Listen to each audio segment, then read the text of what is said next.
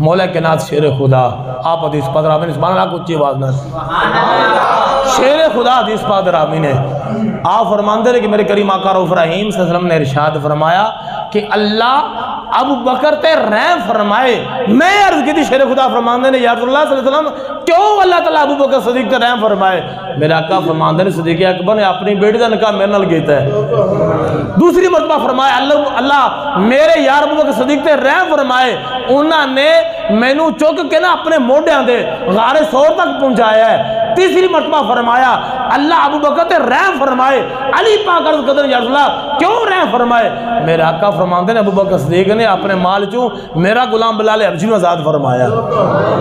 दूसरी मरतबा मेरे करीम आका ने फरमाया अल्लाह मेरे यार उमर बिन खत्ताब ते रहम फरमाए। अली पाक आंदे या रसूलल्लाह अल्लाह थोड़े यार उमर बिन खत्ताब ते रहम क्यों फरमाए। मेरे आका फरमाते ने उमर जो भी बोलता है हक के बोलता है। हदीस पदरावी हैदर करार ने असलैन अब्बा हदीस पदरावी है।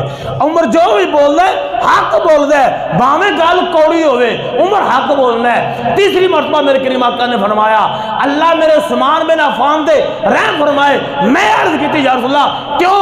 मेरे आका फरमाते मेरा उस्मान हो जिन्हें फरिश्ते भी हया करते मेरे उस्मान। चौथी मरतबा फरमाया कि अल्लाह अली तेरे ते रहम फरमाए। या रसूलल्लाह मेरे ते रहम क्यों फरमाए। मेरे आका फरमाते अली तू हक दे नाल है हक तेरे नाल है।